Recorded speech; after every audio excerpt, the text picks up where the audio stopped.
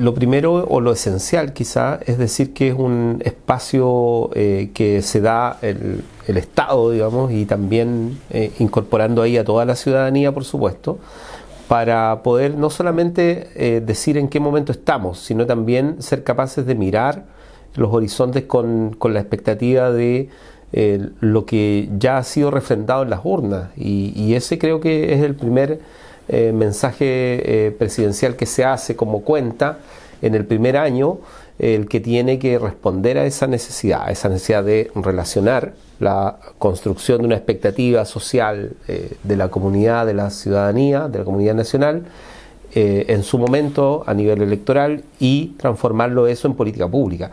Y ese es un esfuerzo que tiene mucho de trabajo técnico de los ministerios, de sectorial, pero también tiene mucho de esfuerzo de la propia comunidad en términos de relevar qué es lo importante y no solo qué es lo urgente.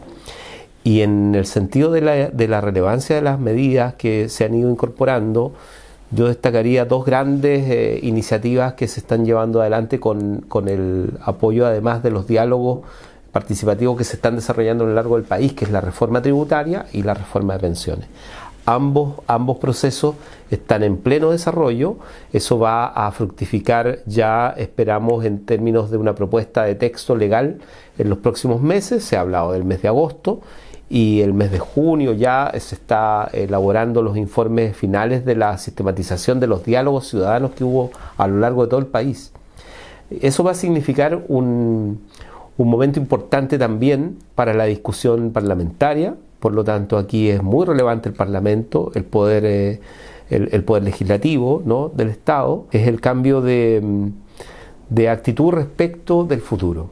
O sea, es la perspectiva de que hay un nuevo espíritu que nos une, y que eso se va a traducir incluso en cambios profundos de la sociedad chilena que ya se están produciendo, que ya se están dando. Entender de que estamos viviendo una nueva forma de relaciones humanas y sociales. Creo que ese es el cambio que tiene que impactar en la política. O sea, la política no puede ser ajena a los cambios societales que estamos viviendo en términos de respeto por la diversidad, de inclusión social y de construcción de un imaginario respecto a la necesidad de que la sociedad esté cruzada por una necesidad de equidad respecto de las relaciones de género y la no discriminación, que se incorpore a los pueblos originarios en tanto decisores también de política pública, que es un proceso que probablemente haya costado en el pasado. Pero esta es una oportunidad, se está abriendo una oportunidad. Es el gran cambio. Y yo diría que el gobierno no es el único actor de ese cambio. Y eso también tiene que ver con cómo nosotros entendemos la función pública.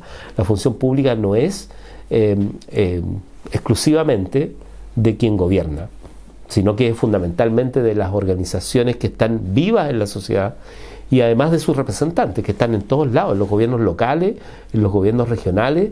Por de pronto el trabajo que está desarrollando el gobierno central con los gobernadores y gobernadoras, o sea, es muy importante precisamente para este cambio, digamos, ¿no? Por eso se habla de cambio, porque es un proceso que no ha sido cerrado, que se abrió, no solamente en las movilizaciones, sino que se abrió precisamente porque la sociedad comenzó a mirarse a sí misma de otra manera y a mirar sus relaciones de otra manera, tratar de superar las taras que traía desde el siglo pasado.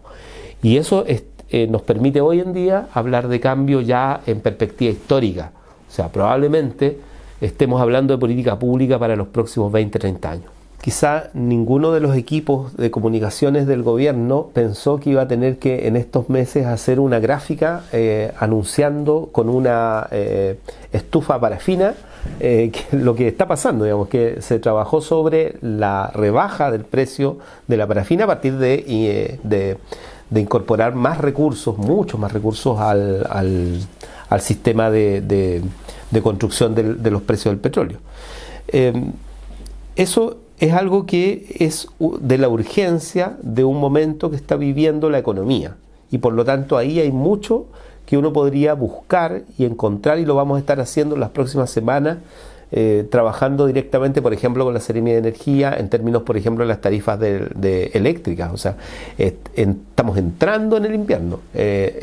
Yo sé que es un tema para las familias, además, la cuestión de los costos que tiene el consumo de energía eléctrica, donde está hoy en día cada vez más asociado a nuestra vida, incluso asociado a la calefacción. Yo sé que hay muchos sistemas hoy en día que generan costos que no estaban antes. Bueno, eso es un tema. Se va a trabajar sobre dinámicas tarifarias, y hay distintas maneras de hacerlo. Entonces, lo que ha dicho el Ministerio de Economía, además, al respecto, el Ministro de Economía, es que aquí se ha optado por hacer la regulación tarifaria, digamos, ¿no? Esto tiene que ver con ser capaces de mirar los costos reales que tiene para la economía familiar y trabajar sobre esos costos.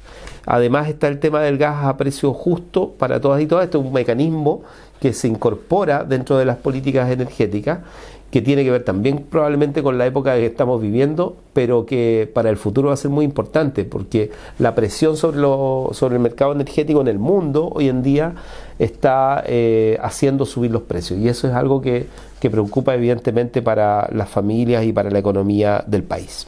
Recuperar una posibilidad de diálogo tripartito que se ha intentado muchas veces y ha operado incluso en distintos momentos para poder desarrollar determinadas políticas, pero que es fundamental construirlo como un sistema de trabajo permanente, digamos, que quede permanentemente. Y el diálogo tripartito supone la presencia de los empleadores, supone la presencia de las organizaciones sindicales, de los trabajadores, trabajadoras, pero también supone la presencia, en este caso, del Estado representado a través del gobierno, y eso se está llevando adelante a propósito de la reforma previsional, pero también fue un mecanismo para poder trabajar sobre lo urgente, y lo urgente era cumplir además un mandato que ya venía del programa de gobierno, que es el tema de subir el salario mínimo, superar la línea de la pobreza, que en muchos casos el problema de los salarios mínimos es que no logran superar la línea de la pobreza.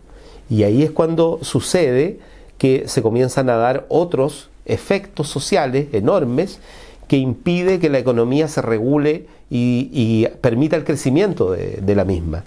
El trabajo mal remunerado es un drama social, o sea, es una enfermedad social. Genera muchas otras situaciones no deseables en la economía. Por lo tanto, una economía sana necesita un salario mínimo sobre la línea de la pobreza, y eso es un elemento que en la perspectiva económica del programa y del gobierno actualmente está incorporada. Se llegó a un acuerdo, se construyó, por eso se llega a un acuerdo, además.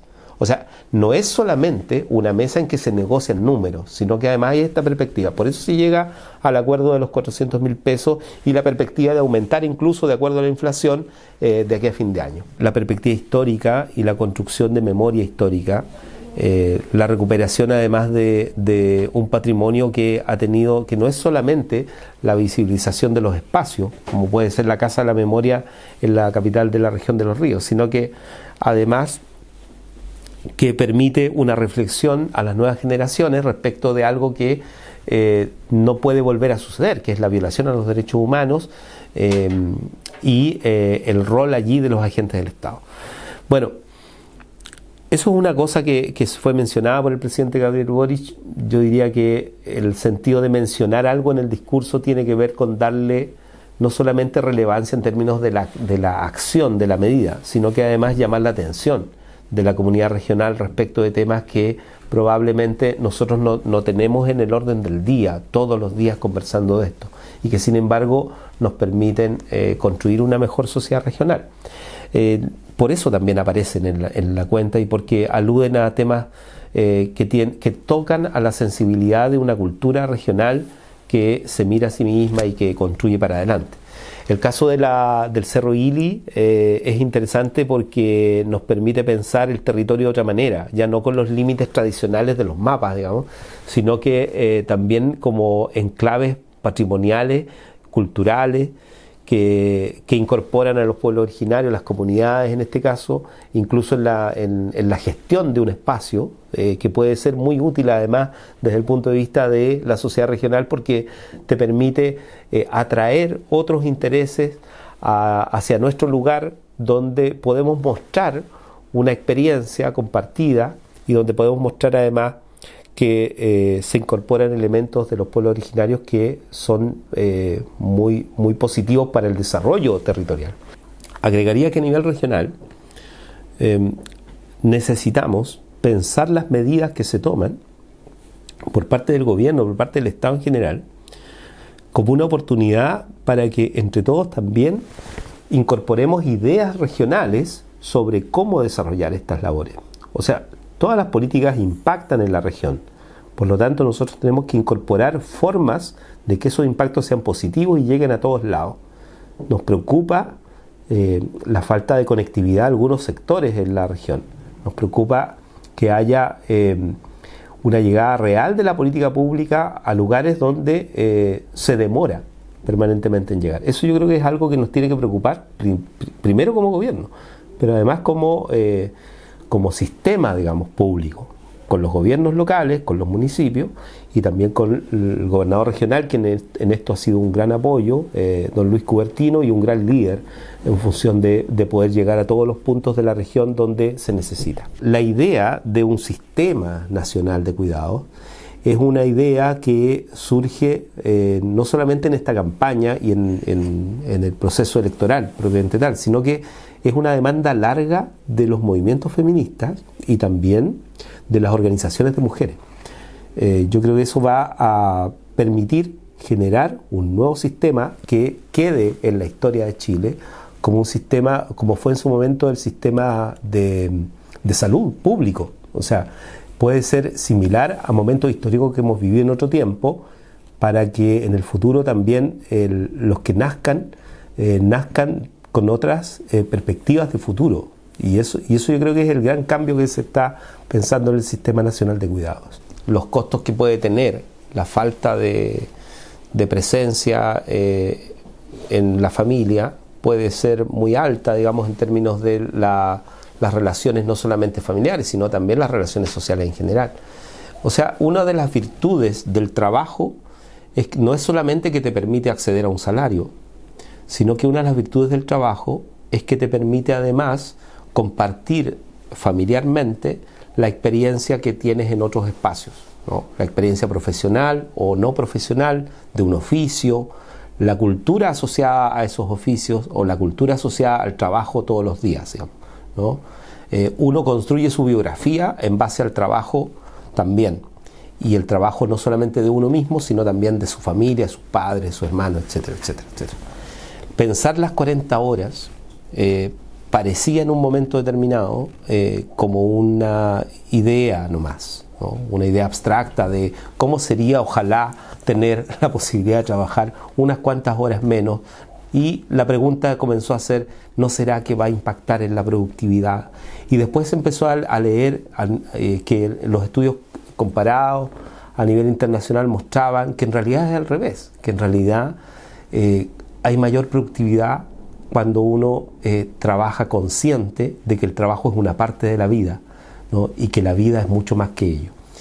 Y eso es lo que está detrás de la iniciativa de las 40 horas. Las 40 horas van a permitir, y ya lo están haciendo, ¿no? Y eso quisiera también mencionarlo, van a permitir que no solamente que vamos a tener más tiempo en la práctica para la familia o para el ocio, etcétera, sino que también va a permitir que vamos a tener la posibilidad de valorar de otra manera el trabajo, incluso dentro de cada empresa. Por ejemplo, la conversación que se ha dado a propósito del salario mínimo y de otras iniciativas con las pequeñas, micro y medianas empresas, supone también pensar un apoyo directo a que esas iniciativas, esos emprendimientos, reciban algún nivel de apoyo precisamente para sustentar el proceso en el que estamos, que es un proceso económico que sabemos que es muy difícil.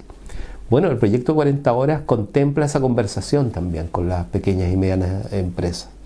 Contempla la necesidad de entender el rol del trabajo a nivel social también como un espacio que te permita mantener otras actividades junto a tu familia, junto a la comunidad en general.